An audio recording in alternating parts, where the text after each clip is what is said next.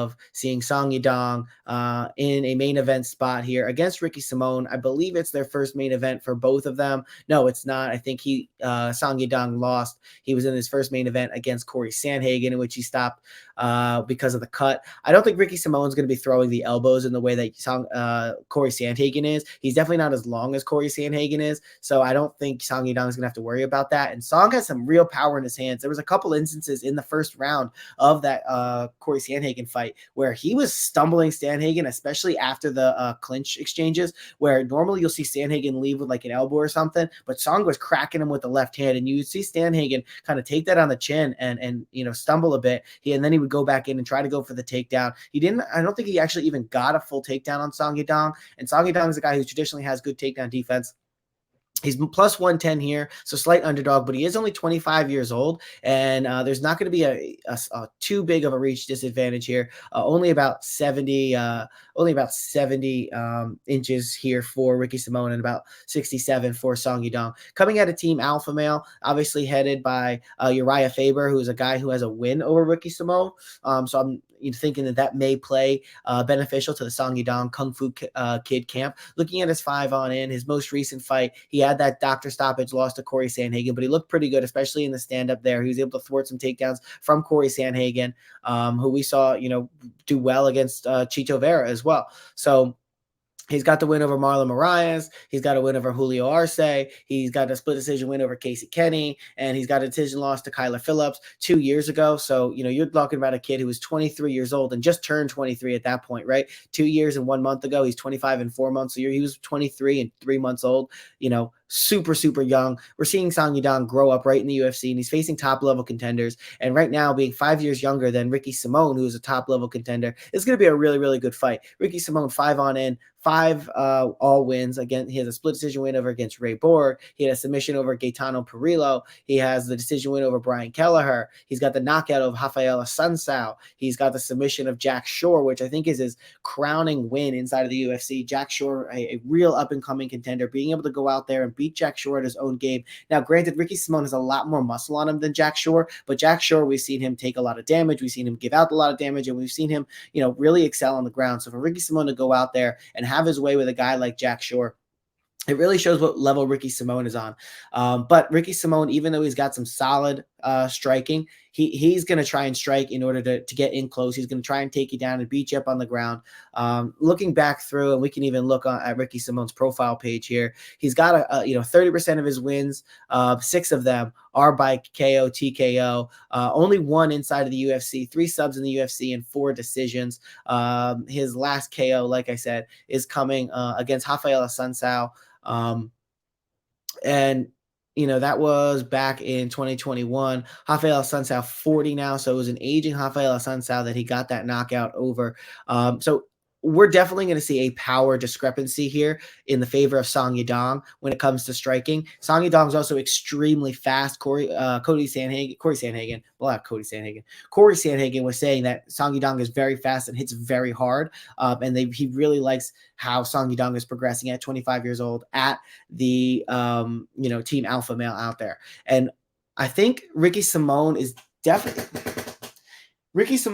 probably is going to be able to get Song Yadong down for a period of time. Is he going to be able to get Song Yadong down repeatedly? Is he going to be able to hold Song Yadong down? Because historically, Ricky Simón is a guy who has a ton of takedowns inside of the UFC, but he hasn't been able to hold takedowns over everybody inside of the UFC. And I think that's going to be really where this fight is going to lend itself to Song Yadong a little bit. I think this is Ricky Simón's 5th. I think it's his first, but it is his first 5-round fight. I just want to go back through. At least it's his first inside of the UFC. Oh, no, I'm totally wrong. Or no, I'm not wrong. Jesus Christ, this is all over the place. Jack Shore, it was a 3-round fight. Rafael Assunção, 3-round fight. Brian Kelleher, 3-round fight. None before that were going to be 5-rounders. He's got the one to Rob Font, which is another 3-rounder. 3 5-minute rounds with Uriah Faber. Rada Yaya, 3 5-minute rounds. So we're not going to find them all down here. It depends on had any 5-rounders outside of the UFC, and if they did. So he had a 5-rounder in Titan FC back in 2016.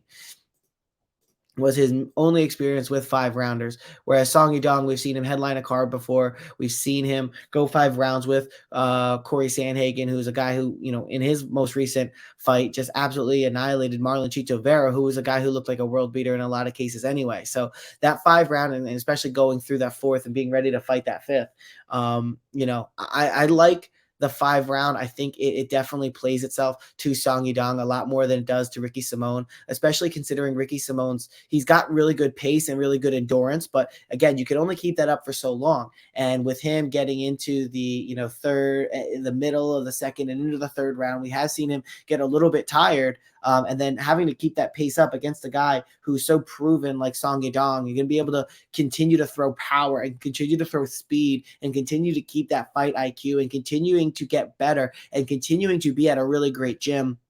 I think plus money for Song Yadong here is a great spot. It's a tough one to call because it's really going to matter. Is Ricky Simón going to be able to take Song Yadong down? Probably. Is Song Yadong going to be able to get back up?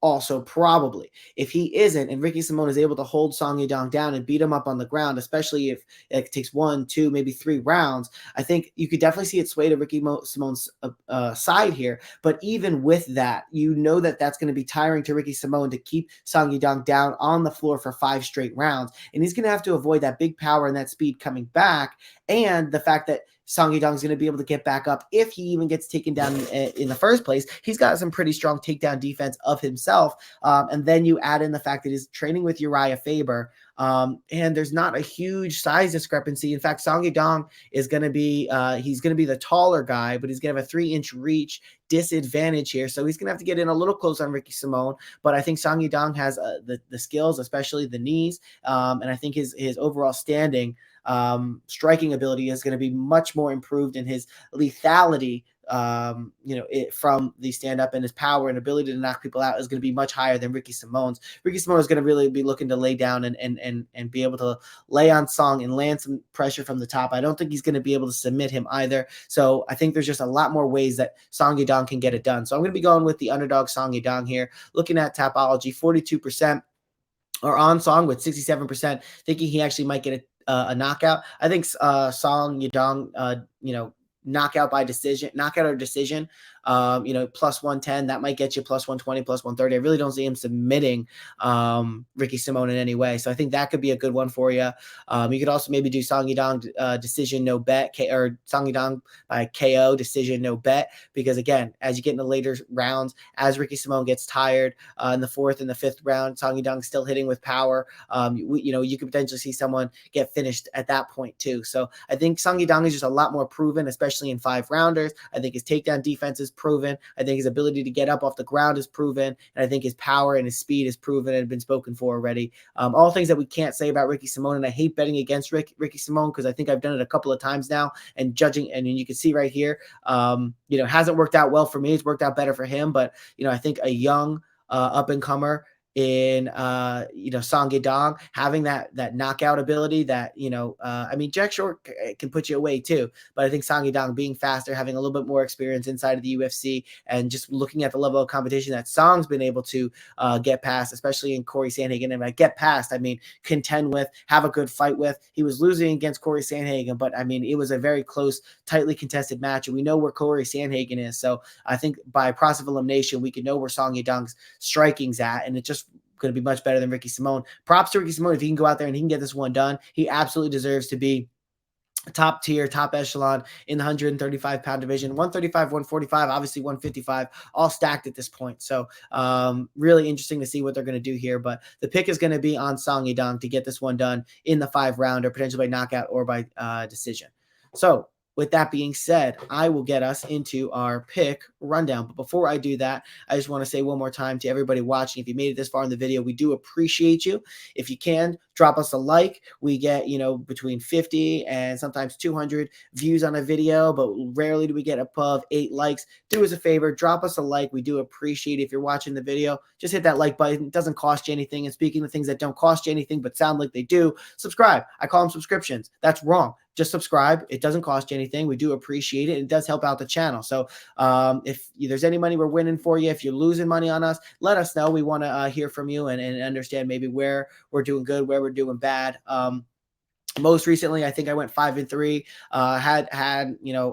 Had Bobby Green winning, but obviously that one's not going to count. We had a couple upsets here and there that I thought was going to go one way and they went another. We were really close to having a really good win percentage, but 5-3, you'll take that. So we, like I said, if we're doing good, let us know. If we're doing bad, let us know. But if you're watching the videos, especially if you're watching it consistently, drop a like. Tap out or KO that subscribe button. We really, really do appreciate it. And with that being said, it's time for our pick rundown.